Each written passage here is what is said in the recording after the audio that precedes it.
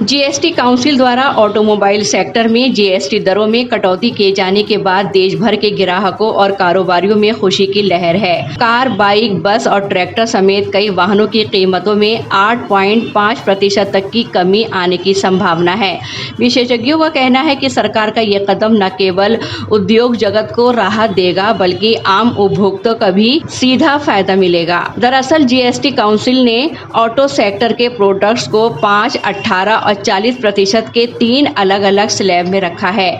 इस फैसले से छोटी कारों की कीमतों में लगभग 1 लाख रुपए तक की गिरावट आ सकती है।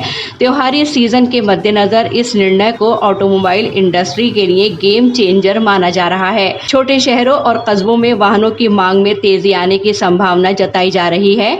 मुरादाबाद स्थित आकांक्षा मारुति शोरूम के सीईओ अमित गोयल ने बताया कि जीएसटी दरों में कटौती से वाहनों की बिक्री में उल्लेखनीय वृद्धि होगी।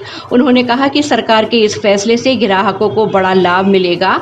दाम कम होने से 22 सितंबर के बाद बिक्री में तेजी आएगी और त्योहारी सीजन में रिकॉर्ड स्तर की सेल देखने को मिल सकती है। व्यापारी वर्ग ने भी इस निर्णय का स्वागत किया है।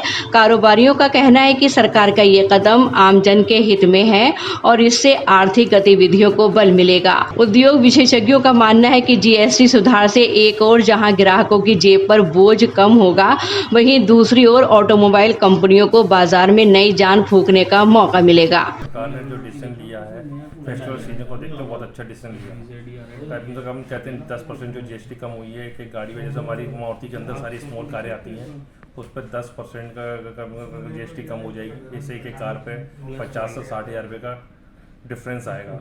बहुत सारा कस्टमर अभी तक फेस्टिवल सीजन को देखते हुए रुका हुआ था, वो सब निकल के आ जाएगा और 25% की कम से कम मार्केट में कारों में ग्रोथ आई है। क्या मानते हैं आने वाला जो सीज़न है किस तरीके का रहेगा? बहुत ही जब बम्पर रहेगा। कहते हैं व्यापारी को जितनी उम्मीद नहीं है उससे भी ज़्यादा बहुत अच्छा जाएगा। कम से कम 25 जो पिछले साल जितनी कारें बिकी हैं उससे 25% प्लस करके कारें बिकेंगी।